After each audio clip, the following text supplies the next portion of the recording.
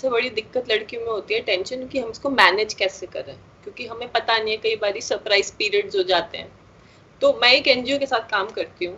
उन्होंने एक इतना सिंपल सा एक इसका वो तरीका बताया ना, जिससे कभी हम हमेशा पीरियड, वो बोलते हैं पीरियड रेडी रहो। वो कुछ नहीं करते, वो एक पाउच लेते हैं, जैसे हमारा पेंसिल बॉक्स वगैरह होता है वैसा ही एक पाउच लो, उसके अंदर 5 चीजें रखो हमेशा अपने साथ। एक पेपर बैग रखो, एक पैड रखो, ठीक है, एक रखो पेपर सोप वाला वो, एक न्यूज़पेपर रखो, और एक एक्स्ट्रा अंडरवेयर रखो अपने पास। अगर आपके पास हमेशा अपने बैग में ये पाउच होगा, तो आप अगर स्कूल में हो, अगर आप बाहर हो, कहीं हो, मान लो आपको लगता है कि चलो मुझे पीरियड आ गया, मुझे जाना है, आपको क्या करना है, आप वॉशरूम जाएंगे, अगर आपका अंडरवेयर स्टेन हो गया है, आप उसको निकालें, पेपर बैग में अपने में डालें, उसको रैप करके वापस रख लें, आप सैनिटरी पैड लगाएं, अगर आपने ऑलरेडी सैनिटरी पैड लगाया हुआ है, आपको उसको फेंकना है तो उसको निकालें, न्यूज़पेपर में रैप करें, अच्छे से डस्टबिन में फेंकें, ठीक है, और इधर उधर कहीं ना फेंकें, पेपर सोप से अपने हाथ धोएं, वापस पेपर सोप रखें और उसको अपने बैग में रखें। अब घर जाकर अपनी जो खराब अंडरवेयर है उसको अच्छे से धोकर धूप में सुखाएं और एक नई अंडरवेयर उसमें रखें, तो आप रेडी हो, आपके दिमाग से वो टेंशन गई।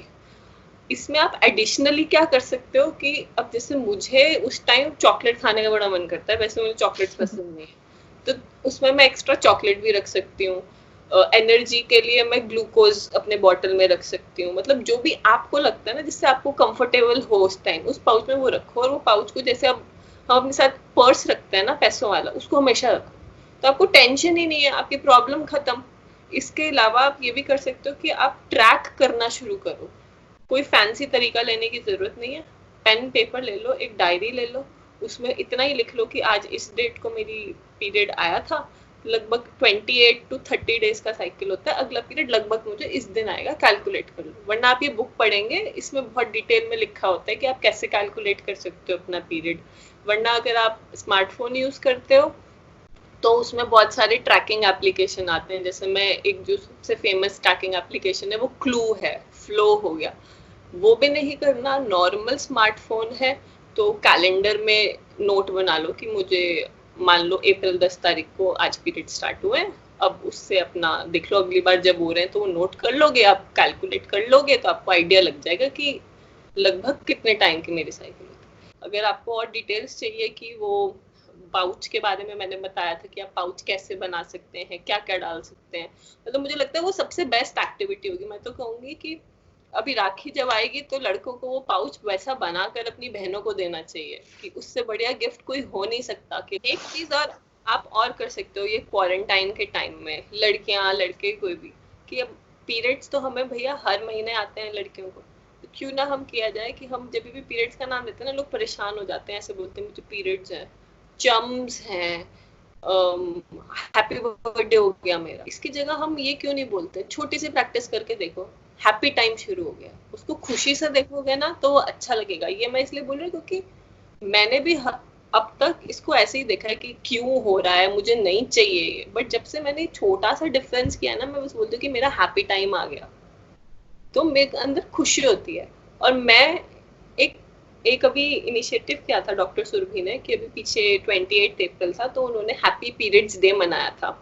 उसमें आप कार्ड बनाओ, अभी तो बहुत टाइम है हमारे पास, हैप्पी पीरियड डे वाला कार्ड बनाओ जिसमें आप लिखो कि अच्छा ये 5 चीजें हैं, जैसे मतलब साफ और सूखा is the tagline,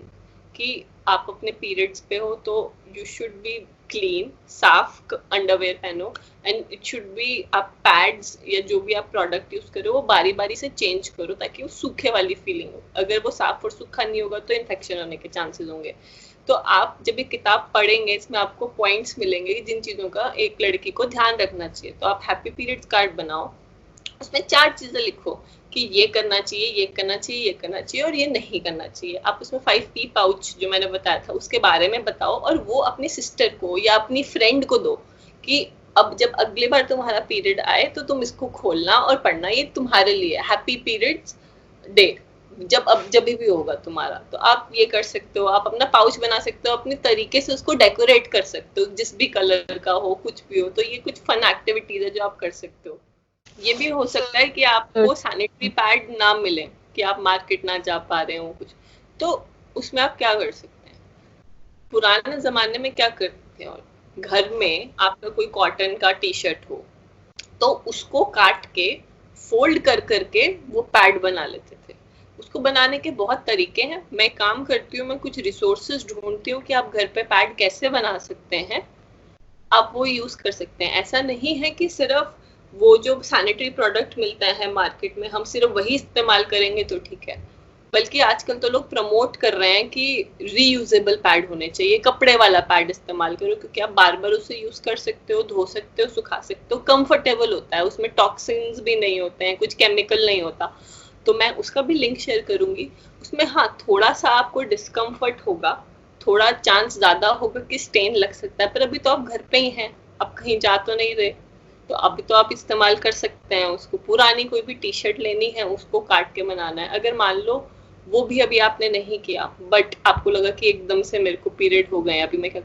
tissue paper होगा। शुरू शुरू में जब फ्लो शुरू होता है तो बहुत ज्यादा नहीं होता, थोड़ा थोड़ा होता है। इतना है कि 1.5 घंटा 2 घंटा आप अगर टिश्यू पेपर के ही 4-5 ऐसे लेयर्स बना के लगा लेंगे तो काम चल जाएगा, जब तक आप या पैड ले आए या आप खुद पैड बना लें। तो वो मैं लिंक आपके साथ शेयर कर दूंगी कि वो कैसे बनाना है और उसको कैसे, उसका मतलब हाइजीन कैसे उसका मेंटेन करना है, क्योंकि वो सबसे इम्पोर्टेंट चीज है। पर प्लीज न्यूज़पेपर या पुराना बोरी या ऐसा कुछ मत इस्तेमाल करें, क्योंकि उससे इन्फेक्शन होने के चांसेस ज्यादा होते हैं। तो मैं शेयर करूंगी आपके साथ लिंक, अजरा आप शेयर कर देना आगे, तो वो हेल्पफुल होगा। और मुझे जरूर बताना कि कैसा रहा। मतलब मुझे पता है ये आसान नहीं है शिफ्ट करना, मतलब मेरे लिए भी आसान नहीं है, बट मैंने भी अब कोशिश शुरू कर दी है कि चलो करके तो देखते हैं क्या हो जाएगा, घर पे ही तो बैठे हैं, तो ये कोशिश की जा सकती है। अगर आपके कोई ऐसे और क्वेश्चंस हैं जो आप पूछना चाहें, अगर आपको ये किताब पढ़ के, या मैं एक मेंस्ट्रुपीडिया की एक वीडियो उन्होंने हिंदी में बनाई है पूरा,